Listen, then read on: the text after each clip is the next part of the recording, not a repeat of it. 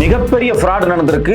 அந்த EVM machine எடுத்துட்டு வாங்க, உடனே உச்சநீதிமன்றத்திலேயே வச்சு எங்க முன்னாடியே திரும்பவும் நீங்க ரீகவுண்டிங் பண்ணுங்க, அதை வீடியோ ரெக்கார்ட் பண்ணுங்க அப்படின்னு உச்சநீதிமன்றத்தினுடைய மூத்த நீதிபதிகள் 3 பேர் கொண்ட அமர்வு அதிரடியான சம்பவத்தை உச்சநீதிமன்றத்தில் பண்ணியிருக்கிறாங்க. அது மட்டும் இல்லாம அந்த இவிஎம் கவுண்டிங்ல எவ்வளவு பெரிய ஃப்ராட் நடந்திருக்கு அப்படின்னு சொல்லி கண்டுபிடிச்சு தேர்தல் ரிசல்ட்டையே மாத்திட்டாங்க. இது மாதிரியான உச்சநீதிமன்றத்தினுடைய அதிரடி நடவடிக்கை பாஜக அரசுக்கு மிகப்பெரிய நெருக்கடியா மாறிக்கிட்டு இருக்கு. அது மட்டும் இல்லாம ஒட்டுமொத்தமாக அந்த மாநிலத்தில் நடந்த மொத்த தேர்தலையுமே 23 கான்ஸ்டிட்யூன்சில மிகப்பெரிய ஃப்ராட் நடந்திருக்கு அப்படிங்கிறாங்க. அது முழுக்க முழுக்க இவிஎம் மையமாக வச்ச சந்தேகங்கள் தான். உச்சநீதிமன்றத்தினுடைய இந்த அதிரடி நடவடிக்கையால இது எல்லாமே இப்ப பூதகரமாக கிளம்பி இருக்கு. எதுக்காக உச்சநீதிமன்றம் திடீர்னு இந்த இவிஎம் மெஷினை செக் பண்ணாங்க? அப்படி செக் பண்ணதுல என்ன ஃப்ராட் அந்த இவிஎம் மெஷின்ல நடந்திருக்கு? அது மட்டும் இல்லாம எதுக்காக அதிரடியா தேர்தல் ரிசல்ட்டையே இப்ப மாத்தி இருக்காங்க? வணக்கம், இது தமிழ் குரல், நான் உங்கள் சத்யராஜ். இந்திய வரலாறுலயே பாத்தீங்க அப்படின்னா இப்படி ஒரு சம்பவம் உச்சநீதிமன்றத்துல இதுக்கு முன்னாடி பெருசா நடந்ததே கிடையாது. அதிரடியாக உச்சநீதிமன்றத்தினுடைய மூத்த நீதிபதிகள் justice Suryakant, justice Dipankar Datta, justice N K. Singh, இந்த 3 பேர்கள் கொண்ட அமர்வு திடீர்னு அதிரடியான சில வேலைகளை பண்ணியிருக்கிறாங்க. கடந்த 2022 ஹரியானால தேர்தல் நடக்குது, உள்ளாட்சி தேர்தல். அது மட்டும் இல்லாமல் 2024 ஹரியானால பார்த்தீங்க அப்படின்னா சட்டமன்ற தேர்தல் நடந்துச்சு. இந்த சட்டமன்ற தேர்தலில் கிட்டத்தட்ட 26 தொகுதிக்கு மேலே இவிஎம் மெஷினை டேம்பரிங் பண்ணியிருக்காங்க அப்படின்னு காங்கிரஸ் அப்பவே சொன்னாங்க. ஏன்னா வாக்கு வித்தியாசம் பாஜகவுக்கும் காங்கிரஸுக்கும் அந்த வெற்றி வாய்ப்பு வித்தியாசம் அப்படிங்கிறது 1% வாக்கு தான். ஸோ அதனால அப்பவே இவிஎம் ஹரியானாவில் குறிப்பாக டேம்பரிங் நடக்குது, அங்க திருட்டுத்தனம் நடக்குது அப்படின்னு சொல்லி எதிர்க்கட்சிகள் மிகப்பெரிய போராட்டத்தை பண்ணாங்க. அந்த 2024 தேர்தலுக்கு முன்னாடியே 2022 அங்க லோக்கல் பாடி தேர்தல் நடந்திருக்கு, அதாவது பஞ்சாயத்து தேர்தல் நடந்திருக்கு. அப்படி பஞ்சாயத்து தேர்தல் நடக்கும்போது ஹரியானால பானிபட் டிஸ்ட்ரிக்ட்ல இருக்கக்கூடிய ஒரு முக்கியமான கிராமம், கிட்டத்தட்ட 3000க்கும் அதிகமான மக்கள் வாழக்கூடிய இந்த கிராமம் புனாலாகு. இந்த புனாலாகுல பாத்தீங்க அப்படின்னா தேர்தல் நடக்குது. அந்த தேர்தலில் 7 பேர் நிக்கிறாங்க ஊர் பஞ்சாயத்து போர்டு பிரசிடென்ட்டுக்கு. அந்த 7 பேர்ல 2 பேர் ரொம்ப ரொம்ப முக்கியமான கேண்டிடேட். ஒருத்தர் பாத்தீங்க அப்படின்னா குல்தீப் சிங், இன்னொருத்தர் பாத்தீங்க அப்படின்னா மோஹித் குமார். இவங்க 2 பேர் தான் நிக்கிறாங்க. கிட்டத்தட்ட அங்க மொத்தமாக பதியப்பட்ட ஓட்டுகள் 3767. அதாவது இவிஎம் மெஷின்ல விழுந்த ஓட்டுகள் 3767. அதுல பாத்தீங்க அப்படின்னா குல்தீப் சிங் 1117 ஓட்டு வாங்குறாரு. அது மட்டும் இல்லாம மோஹித் குமார் 804 ஓட்டு வாங்குறாரு. கிட்டத்தட்ட 313 ஓட்டு வித்தியாசத்தில் குல்தீப் சிங் ஜெயிச்சிட்டாரு அப்படின்னு சொல்லி எலெக்ஷன் கமிஷன் டிக்ளேர் பண்ணிடுறாங்க.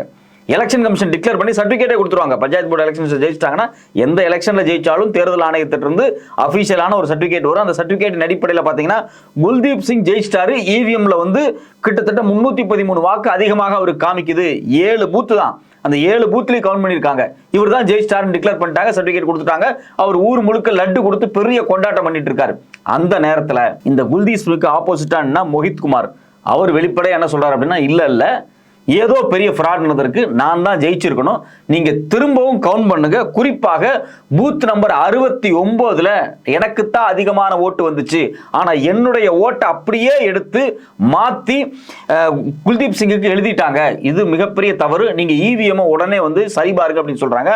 அந்த அன்னைக்கே பாத்தீங்க அப்படின்னா எலெக்ஷன் ஆபீசர்ஸ், அதாவது ப்ரொசீடிங் ஆபீசர்ஸ் இருப்பாங்க இல்லையா, உடனே என்ன பண்றாங்க அப்படின்னா இவிஎம் திரும்பியும் உட்கார்ந்து செக் பண்றாங்க. குறிப்பாக பூத் நம்பர் 69 செக் பண்றாங்க.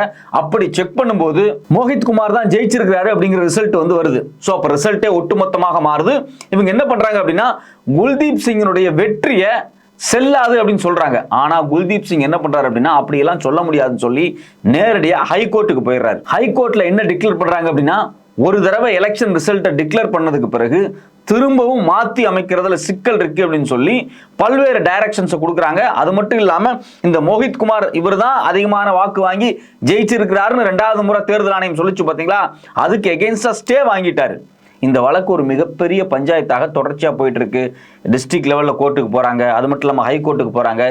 எல்லா கோர்ட்லயுமே ஏதோ ஒரு வகையில இந்த குல்தீப் சிங் போய் ஸ்டே வாங்கிட்டு மோஹித் குமாருடைய வெற்றியை மறைக்கிறாரு, மோஹித் குமாருடைய வெற்றியை திருடுறாரு. கடைசியில் ஒட்டுமொத்தமா இந்த வழக்கு எங்க நிக்குது அப்படின்னா இந்தியாவினுடைய உச்சநீதிமன்றத்துக்கு வருது. உச்சநீதிமன்றத்தில் ஜூலை மாசமே என்ன சொல்றாங்க அப்படின்னா, உடனே நீங்க இவிஎம் செக் பண்ணி என்ன நடந்திருக்கு அப்படின்னு கண்டுபிடிங்கன்னு சொல்லி உத்தரவிடுறாங்க. ஆனா அந்த வழக்கு பாத்தீங்க அப்படின்னா தேர்தல் ஆணையம் ஒரு சுணக்கத்தை காமிக்கிறாங்க, அதை ப்ராப்பரா வேலை செய்யாம இருக்கிறாங்க. ஒரு கட்டத்தில் தேர்தல் ஆணையம் 2 நாளைக்கு முன்னாடி என்ன பண்ணிட்டாங்க அப்படின்னா, இந்த இவிஎம் மிஷின்லாம் எங்க ஹரியானால லோக்கல் பாடி எலெக்ஷன் நடந்துச்சு இல்லையா, அதுலயும் குறிப்பா அந்த குறிப்பிட்ட கிராமம் இருக்கு இல்லையா, அங்க இருக்கக்கூடிய 7 பூத்துல எலெக்ஷன் நடந்திருக்கு. 7 பூத்லயும் நீங்க இவிஎம் மெஷின் வச்சிருக்கீங்க, ரெக்கார்ட் பண்ணிருக்கீங்க. அந்த 7 மெஷினையும் எடுத்துட்டு வாங்க.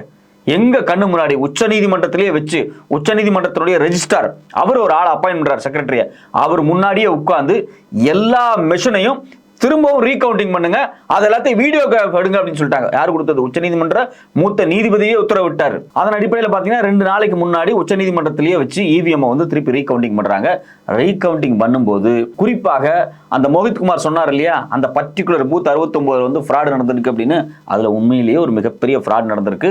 திருப்பி ரீகவுண்டிங் பண்ணும்போது குல்தீப் சிங் பாத்தீங்க அப்படின்னா வெறும் 1000 வாக்கு வாங்குறாரு. மோஹித்குமார் 1051 வாக்கு வாங்கி, அதாவது 51 வாக்கு அதிகமாக வாங்கி வெற்றி பெறார். அப்ப 2 ஆண்டுகளாக அந்த குறிப்பிட்ட பஞ்சாயத்துல தோத்து போன நபர் பஞ்சாயத்து தலைவராக இருந்திருக்கிறார். வெற்றி பெற்ற நபர் வந்து அவருடைய வெற்றி செல்லாது அப்படின்னு தள்ளி வைக்கப்பட்டு அவருடைய வெற்றி மறுக்கப்பட்டிருக்கு. இது முழுக்க முழுக்க இவிஎம் பராமரிக்கக்கூடிய, இவிஎம் பார்த்து ஓட்ட கவுண்ட் பண்ணி அதை வந்து நோட் பண்ணக்கூடிய அதிகாரிகள் மிகப்பெரிய ஃப்ராட் பண்ணியிருக்காங்க. இப்ப நேரடியா உச்சநீதிமன்றம் இந்த வெற்றியை வந்து டிக்ளேர் பண்ணிட்டு, இனிமேல் குல்தீப் சிங் அந்த ஊர் பஞ்சாயத்து தலைவர் கிடையாது, இவர் மோஹித்குமார் தான் பஞ்சாயத்து தலைவர் அப்படின்னு சொல்லி இமீடியட்டா உத்தரவிட்டுட்டாங்க.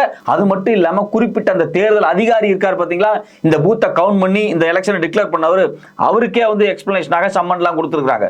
ஸோ இப்போ இந்திய வரலாறுலேயே முதல் முறையாக இவிஎம் மிஷினை உச்சநீதிமன்றத்தில் வைத்து கவுண்ட் பண்ணி ரிசல்ட்டையே மாற்றி அமைச்சிருக்கிறாங்க. இது ஒரு நல்ல விஷயம். ஏன் இதை ஒரு நல்ல விஷயம் நம்ம சொல்றோம் அப்படின்னா, காலங்காலமாகவே பார்த்தீங்க அப்படின்னா இவிஎம் மிஷின் மீது எங்களுக்கு நம்பிக்கை இல்லை அப்படின்னு சொல்லி தொடர்ச்சியாக எதிர்க்கட்சிகள் வந்து பல்வேறு போராட்டங்களை நகர்த்திக்கிட்டு இருக்காங்க. ஒரு பக்கம் இவிஎம் மெஷின் மேல நம்பிக்கை இல்லை, அதுல நிறைய டேம்பரிங் ஒர்க் நடக்குது அப்படிங்கிறாங்க. இதுல குறிப்பா பாத்தீங்கன்னா இந்த சம்பவம் நடந்தது ஹரியானால 2024 தேர்தலையும் ஹரியானால பாத்தீங்க அப்படின்னா காங்கிரஸுக்கும் பாஜகவுக்கும் டஃப் காம்படிஷன். ப்ரீ போல், அதாவது தேர்தல் நடக்கிறதுக்கு முன்னாடியே பாத்தீங்க அப்படின்னா பல ஊடகங்கள் சர்வே எடுத்து என்ன சொன்னாங்க அப்படின்னா காங்கிரஸ் தான் ஜெயிக்க போகுது அப்படின்னாங்க. ஆனா கடைசி நேரத்தில் தேர்தல் ரிசல்ட்டை டிக்ளேர் பண்ணும்போது பாத்தீங்க அப்படின்னா பாஜக ஜெயிச்சிருச்சு. நயாப் சிங் சைனி வந்து பாஜக சார்பா சிஎம் கேண்டிடேட்டா உட்கார்ந்து முதலமைச்சர் அவர் தான் உட்கார்ந்துட்டு இருக்காரு. சோ பாஜகவினுடைய வெற்றிக்கும் காங்கிரஸுடைய வெற்றிக்கும் இடையில 1% வாக்கு தான் வித்தியாசம். இது மட்டும் இல்லாம அங்க குறிப்பாக 26 கான்ஸ்டியூன்சில, அதாவது 26 எம்எல்ஏ தொகுதியில நேரடியா இவிஎம்ல சில ஃப்ராட் நடந்திருக்கு அப்படின்னு சொல்லி அந்த மெஷின் மேல எங்களுக்கு சந்தேகம் இருக்கு அப்படின்னு சொல்லி வெளிப்படையா காங்கிரஸ் கட்சி சார்பாக பெரும் போராட்டம் நடத்தப்பட்டுச்சு. ஆனா தேர்தல் ஆணையத்திட்ட இருந்து சில விளக்கங்கள் தான் வந்துச்சே தவிர அந்த இவிஎம் மெஷின், அந்த 26 கான்ஸ்டியூன்சி எம்எல்ஏ இவிஎம் மெஷின் இருக்கு பாத்தீங்களா, திருப்பி ரீகவுண்டிங் எல்லாம் பண்ணல. ஏற்கனவே அந்த 26ல யார் யார் பாஜக கேண்டிடேட் தான் ஜெயிச்சிருக்காங்க, அந்த 26 பேரும் ஜெயிச்சதாக தான் இன்னைக்கு வரைக்கும் இருக்கு. திரும்பவும் ஏன் அந்த இவிஎம் மிஷினை எடுத்து வச்சு நீங்க திரும்பவும் ரீகவுண்டிங் பண்ணல அப்படிங்கிற கேள்வி அப்பவே கேட்டாங்க. இன்னைக்கு வரைக்கும் 2024 தேர்தலில் பாஜகவினுடைய ஹரியானா வெற்றி அப்படிங்கிறது ஒரு சந்தேகத்திற்குரிய விஷயமாக இருக்குதுன்னு எதிர்க்கட்சிகள் தொடர்ச்சியா முழக்கம் கொண்டுட்டே இருக்காங்க.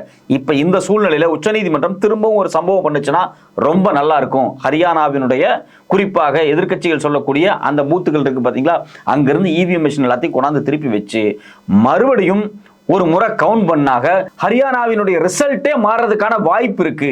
சோ அப்ப நேரடியாக தேர்தல் ஆணையத்துக்கு எதிராக மிகப்பெரிய போராட்டத்தை ராகுல் காந்தி இப்பதான் துவங்கி இருக்கிறாரு. வெளிப்படையா எப்படியெல்லாம் மகாராஷ்டிரா தேர்தலில், கர்நாடகா தேர்தலில், டெல்லி தேர்தலில் மிகப்பெரிய ஃப்ராட் நடந்திருக்கு அப்படின்னு ஆதாரத்தை புட்டு வச்சாரு. கிட்டத்தட்ட 2 மணி நேரம் பத்திரிகையாளர்களை சந்திச்சு பேப்பர் பிரசன்டேஷன் மாதிரி போட்டு காமிச்சார், வீடியோகிராஃப் போட்டு காமிச்சார். குறிப்பாக கர்நாடகால ஒரு தொகுதி எடுத்து வச்சுட்டு அங்க எப்படி 1 லட்சத்துக்கு அதிகமான வாக்கை திருடி இருக்காங்க அப்படிங்கிறது குறித்து வெளிப்படையா வந்து போட்டு காமிச்சார். இன்னைக்கு பாத்தீங்க அப்படின்னா ராகுல் காந்தி பீகார்ல தேர்தல் ஆணையத்தினுடைய இந்த முறைகேடான விஷயத்துக்காக ஒரு மிகப்பெரிய யாத்திரையை துவங்குறாரு. அவர் துவங்குற இந்த நேரத்தில் பாத்தீங்க அப்படின்னா தேர்தல் ஆணையம் பிரஸ் கான்ஃபரன்ஸ் வைக்கிறாங்க. சோ அப்போ ராகுல் காந்தி தேர்தல் ஆணையத்தினுடைய தவறுகளை, தேர்தல் ஆணையத்தில் நடக்கக்கூடிய மிக மோசடிகளை வெளிப்படையாக அம்பலப்படுத்த துவங்கி விட்டார். இந்த நேரத்தில் பாத்தீங்கன்னா உச்சநீதிமன்றம் ஹரியானாவினுடைய லோக்கல் பாடி எலெக்ஷன்ல ஒரு குறிப்பிட்ட பஞ்சாயத்துல நடந்த ஃப்ராட, அதாவது இவிஎம் மிஷினை எப்படி தவறாக கையாளப்பட்டிருக்கு அப்படிங்கிறது குறித்தான ஃப்ராட உச்சநீதிமன்றமே வெளிப்படுத்திட்டாங்க. ஏதோ எதிர்கட்சிகளோ அந்த கட்சிகளோ இந்த கட்சிகளோ கிடையாது, உச்சநீதிமன்றமே தீர்ப்பையே மாத்தி கொடுத்துருச்சு, வெற்றியவே மாத்தி கொடுத்துருச்சு. ஏன்னா இவிஎம் பார்த்து கவுண்ட் பண்ணி அதுல பெரிய ஃப்ராட் நடந்திருக்கு அப்படின்னு. சோ அப்ப இது ஒரு மிகப்பெரிய முன்னுதாரணம். அடுத்ததாக பாத்தீங்க அப்படின்னா ஹரியானாவினுடைய மாநிலத்தில் நடந்த 2024 தேர்தலும் இதுபோல் மாற்றி அமைக்கப்படுமாங்கிற கேள்வியும் வந்திருக்கு. அது மட்டும் இல்லாம பீகார் தேர்தலுக்கு முன்பு இதுபோல் ஓட்டர் ஐடியில் நடக்கூடிய ஃப்ராடுகள் எல்லாத்தையுமே வந்து எதிர்க்கட்சிகள் அம்பலப்படுத்திட்டு இருக்காங்க. இது எல்லாம் உச்சநீதிமன்றத்தில் தடுக்கப்படுமா அப்படிங்கிற கேள்வி வந்திருக்கு. ஏன்னா 2 நாளைக்கு முன்னாடி பாத்தீங்க அப்படின்னா உச்சநீதிமன்றம் அதிரடியான ஒரு தீர்ப்பு கொடுத்திருக்காங்க. என்ன சொல்லியிருக்காங்க அப்படின்னா 65 லட்சம் பேர்த்த வாக்கே இல்லைன்னு சொல்லி பீகார்ல வெளியே அனுப்பிச்சிருக்கீங்க. அந்த 65 லட்சம் பேர் யாரு, ஏன் அவங்களுக்கு வாக்கு இல்லை, எந்தெந்த டிஸ்ட்ரிக்டை சார்ந்தவங்க, எந்தெந்த பஞ்சாயத்தை சார்ந்தவங்க, எந்தெந்த கார்பரேஷனை சார்ந்தவங்க, எல்லா லிஸ்ட்டையும் உடனே நீங்க வெப்சைட்ல அப்லோட் பண்ணணும். அது மட்டும் இல்லாம ஹார்ட் காப்பி எடுத்து பூத் லெவல்ல, பஞ்சாயத்து லெவல்ல ஒட்டணும் அப்படின்னு சொல்லி டிக்ளேர் பண்ணியிருக்காங்க. இது ஏற்கனவே உச்சநீதிமன்றம் முக்கியமான சில விஷயத்தை செஞ்சிருக்காங்க. 2 நாளைக்கு முன்னாடி உச்சநீதிமன்றம் கொடுத்த தீர்ப்பு அருமையான தீர்ப்பு. அந்த தீர்ப்போட சேர்த்து இதையும் நம்ம கனெக்ட் பண்ணி பார்க்கணும். அப்ப தேர்தல் ஆணையத்தில் நடக்கக்கூடிய தவறுகளும் ஃப்ராடுகளையும் குறித்து நேரடியாக உச்சநீதிமன்றம் சில வேலைகளை துவங்கி விட்டார்கள். இது மிக முக்கியமான ஒரு விஷயம். இதை எதிர்க்கட்சிகள் ரொம்ப ரொம்ப வரவேற்கிறாங்க. இந்த இவிஎம் செக் பண்ணதுல உச்சநீதிமன்றத்தினுடைய அதிரடி நடவடிக்கைகள் தொடர்ந்து தொடர வேண்டும். அது மட்டும் இல்லாம பீகார்ல எஸ்ஐஆர்ங்கிற பேர்ல ஒட்டுமொத்தமாக 65 லட்சம் பேர்த்த நீக்கிட்டு தேர்தல் நடத்துறதுக்கு பாஜக சில திட்டங்களை போட்டு வச்சிருக்காங்க. அதுக்கு தேர்தல் ஆணையத்தை பயன்படுத்திட்டு இருக்காங்க. அதுவும் ஒட்டுமொத்தமாக மூடப்படணும். 65 லட்சம் வாக்காளர்களை ஏன் நீக்கிறாங்க அப்படிங்கிறது குறித்து எக்ஸாக்டான ஆதாரத்தை வெளியிடணும் அப்படிங்கிறது எதிர்க்கட்சிகளுடைய ஒரே முழக்கமும் கோரிக்கையா இருக்கு. அதையும் உச்சநீதிமன்றம் ஆதரிச்சிருக்காங்க. அது மட்டும் இல்லாம இந்த வழக்கை வர வெள்ளிக்கிழமை திரும்பவும் விசாரிக்க போறாங்க உச்சநீதிமன்றம். அப்போ மோடி அரசாங்கத்தின் மீது நேரடியான நெருக்கடிகளை உச்சநீதிமன்றம் படிப்படியாக முன்னகர்த்த துவங்கி இருக்கிறது. இது ஒரு வரவேற்கத்தக்க விஷயம். பொறுத்திருந்து பார்ப்போம். தேர்தல் ஆணையம் ராகுல் காந்தி சொன்ன குற்றச்சாட்டுக்கெல்லாம் நாங்க விளக்கம் கொடுக்கிறோம் அப்படின்னு சொல்லி புதுசா கிளம்பி இருக்கிறாங்க. அவங்க என்ன விளக்கம் கொடுக்க போறாங்க? அது மட்டும் இல்லாம ஹரியானாவினுடைய சட்டமன்ற தேர்தலில் குறிப்பிட்ட அந்த பகுதிகளில் இருக்கக்கூடிய இவிஎம் மெஷின்ல தவறு நடந்திருக்கு அப்படின்னு எதிர்க்கட்சிகள் சொல்றாங்க. அதுவும் உச்சநீதிமன்றத்தில் திரும்பவும் விசாரிக்கப்படுமா அப்படிங்கிற கேள்வியும் நம்ம முன்வைக்கிறோம்.